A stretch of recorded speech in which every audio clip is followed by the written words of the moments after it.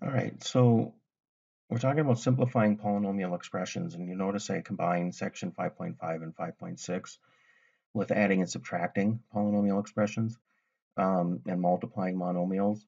Um, I want to think of this as just plain algebra, not so much as just thinking about how to see the polynomials and things like that.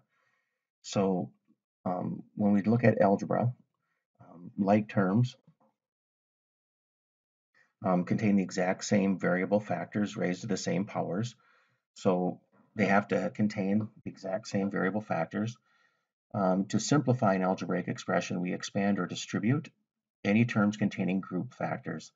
And a grouped factor is basically signified by parentheses, and it contains more than one term.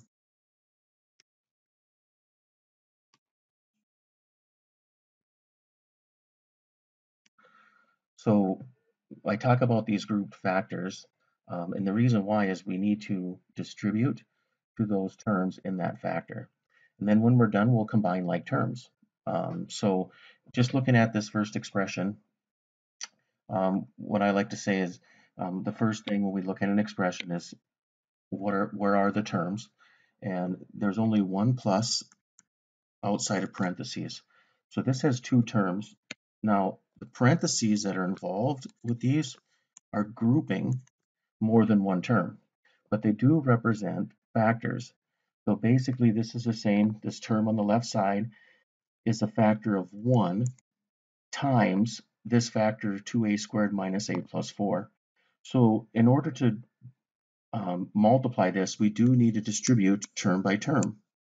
And what happens is each of the terms then will generate a separate term. So 1 times 2a squared would give me 2a squared. 1 times negative a is negative a. 1 times 4 is 4. So we'll do the same on the second term. Basically, it's just like multiplying by 1. So I know this is tedious, and it looks like I'm just dropping parentheses, but I want to try and be consistent in how we look at math. So when we distribute, we're going to expand and separate 5a squared, or 1 times, and then 1 times 6a is positive 6a. Obviously, nothing is changing in the terms. And then when we're done, when we have distributed, we can basically combine like terms. So we search for like terms, like the a squared terms are alike. 2a squared and 5a squared would be 7a squared. If you look at the a terms, there's a negative a and a 6a. And when I combine those, 6 and negative 1 would be a 5. So I'd have a positive 5a. And then combining the constants, the 4 and the negative 5, 4 and negative 5 would be negative 1. So this would be a simplified expression of a polynomial. So looking at the next expression, b, here we notice, again, there's two terms. There's a plus or minus outside of parentheses here. And again, the parentheses are grouping terms. The first is just a distribution of 1. So when we distribute that 1, the terms basically just become separated. So we get an x squared y, a negative 2x, a positive y, and a negative 2. These are all separate terms now. But the second term starts with a negative sign, which we need to think of as a factor of negative 1. So this factor of negative 1 is going to get distributed to each term. So again, I want to be consistent in how we look at this. You could think of as subtracting each term, but it is a distribution. Negative 1 times 6x is a negative 6x. Negative 1 times 9y is negative 9y. And negative 1 times negative 2 is a positive 2. Once my grouped factors are expanded, or once I distribute, then I can just combine like terms. So again, I'm looking for like terms. There's no other x squared y term. So I have an x squared y. If you look at the x terms, next we had a negative 2x and a negative 6x. So that would be a negative 8x.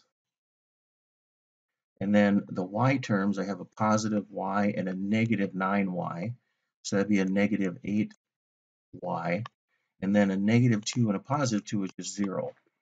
So basically those are gone.